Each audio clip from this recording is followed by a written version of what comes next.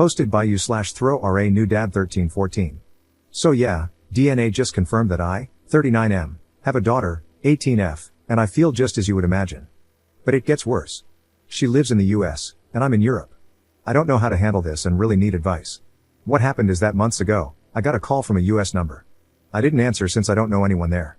Then I got another call the same day, so I answered, ready to yell at some scammer.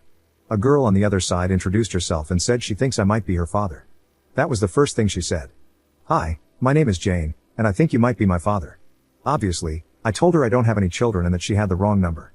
But then she mentioned a name I hadn't heard in, you guessed it, 18 years. Back around that time, I was in the US for a year on a job exchange with our sister company. I met a woman there, and we hooked up over a few months. I remember buying condoms after meeting her, but I can't remember if we used them every time. Anyway, I gave her my non-US number but never heard from her again. The girl on the phone asks me if my name is Op, and I freak out and almost hang up on her. She tells me more about her mother, and I just sit there like an idiot. She'd found my name and number in her mother's diary, and now that she has turned 18, she wanted to contact me. She lives with her relatives now since her mother is unable to take care of herself for some reason. I still don't know the details there. She asks me if I'd be willing to do an ancestry DNA test and even offers to pay for it. She ends by saying I should think about it and asks if she can call me again. I just say sure, and we hang up. I swear I was about to faint right then and there. The whole conversation lasted only about 5 minutes. I end up taking the test, and we talk a few more times. The test took forever, but yesterday she sent me a screenshot of her profile matching 50% to mine. I mean, that's just it, right? We haven't spoken since, just messaged a bit. I lied and told her I've been busy and that we'll talk later, which now makes me feel like a jerk.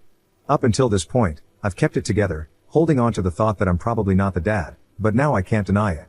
It's probably been half my life since I last cried. I haven't told anyone this. I was kinda hoping the DNA test would come back negative and then I wouldn't have to. How do I even break this to my family? I just know they'll all want her number so they can call her, and then they would start flying over to see her or bringing her here. They're really pushy like that. My mom is going to freak out. I don't see my family more than a few times a year, but we'll all get together during Easter. Should I do it then with all of them at once or one at a time? I have a picture of Jane, but not much more info than what I've written here. I'm the youngest sibling, and now I suddenly have the oldest of the cousins in the next generation. And I never wanted kids at all. I just don't like them and hate being tied up. I even had a vasectomy since then. And that's the easy part. The real problem is what to say to Jane. Can some sane person give an example of what to say? I've promised to call her tomorrow. Has anyone discovered they have an unknown child? If so, what did you do? How did it go? How did you connect? What happened when you met for the first time? What did your family say? I'm a bit embarrassed by this, but is there any risk of me having to pay child support retroactively? I can probably afford it, but I don't really want to. Edit.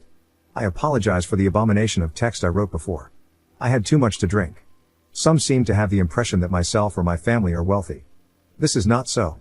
I wrote in a comment that knowing my family, they would probably rent a private jet and fly her here. That was a joke commenting on what they would want to do, not what they would do. No, I'm not wealthy either. In the post, I wrote, I can probably afford it, but I don't really want to, and I meant that I'd hate to suddenly have something like 10% of my savings left overnight, just guessing here, no idea what the actual sum would be.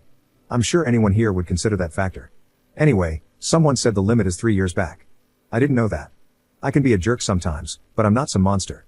The money question was a question, not the question. Yes, I've had my number for a long time. Never had a reason to change it. We had our first video call today, and it was a long conversation.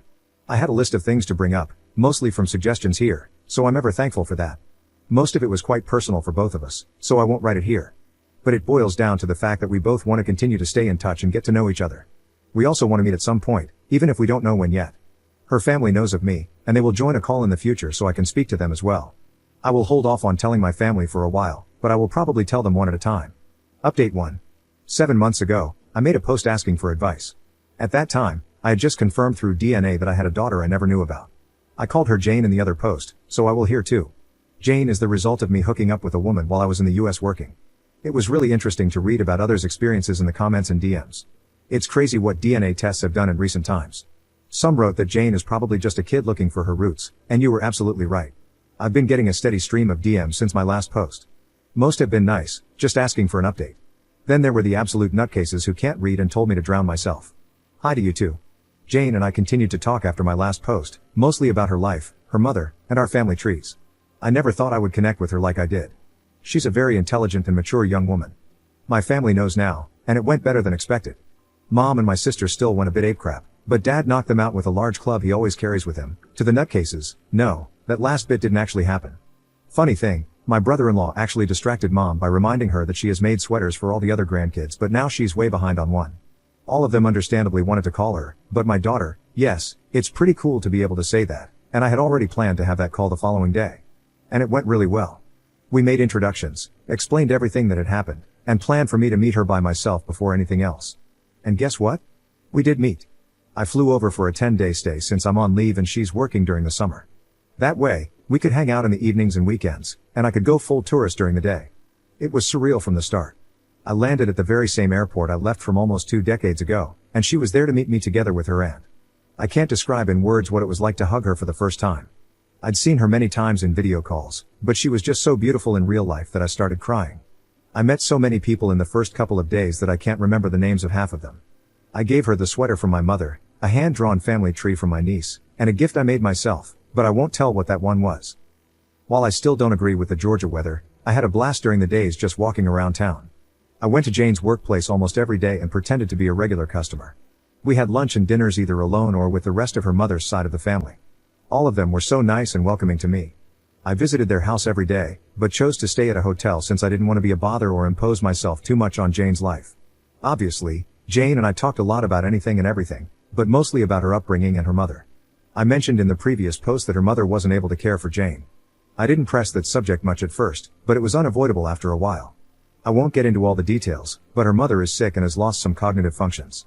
She recognizes Jane and some family members well enough, others, not so much. We went to visit the facility where she lives, and Jane introduced me by name, and not as her father. She sadly didn't recognize me, so I stayed in the background for the remainder of our stay. Seeing a woman not much older than myself in such a state was a somber experience. So yeah, that was me rambling a bit about what happened after my last post. There was obviously a lot more, but most of it is deeply personal and emotional, and I won't go through it here. I'm back home now, and we are keeping communications open. I'm definitely going to fly Jane over here at some point when life allows it. But other than that, we have no specific plans for the future. Hope you all have a nice day.